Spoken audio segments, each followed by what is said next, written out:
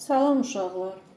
Əl işlərində istifadə etdiyimiz kleysteri bir neçə üsulla hazırlamaq olar. Bunlardan biri PVA yapışqanıdır. Su ilə həll edib istifadə edirlər.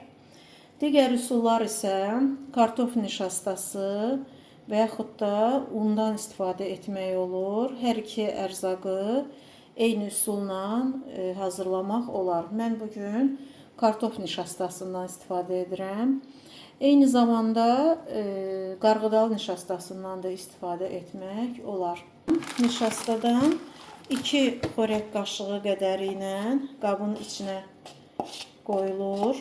Üzərinə həll olunması üçün soyuq su əlavə olunur.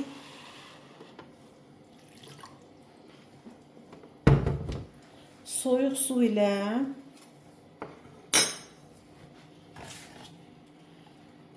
qarışdırıb tam quru qalmamalıdır, tam belə maye halına gəlməlidir.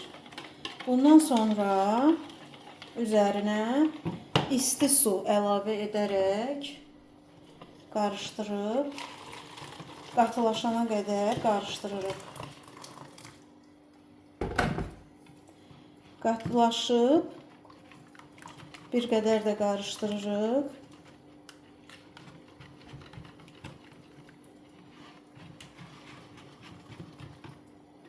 Elə etməliyik ki, toppacılar qalmasın.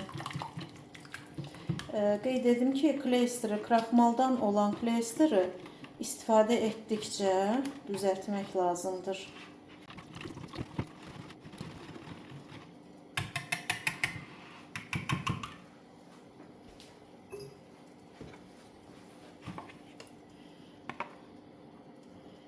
Belə bir gel kimi maye alınmalıdır. Və bunu əl işlərimdə necə istifadə edəcəyimi sizə göstərəcəyim.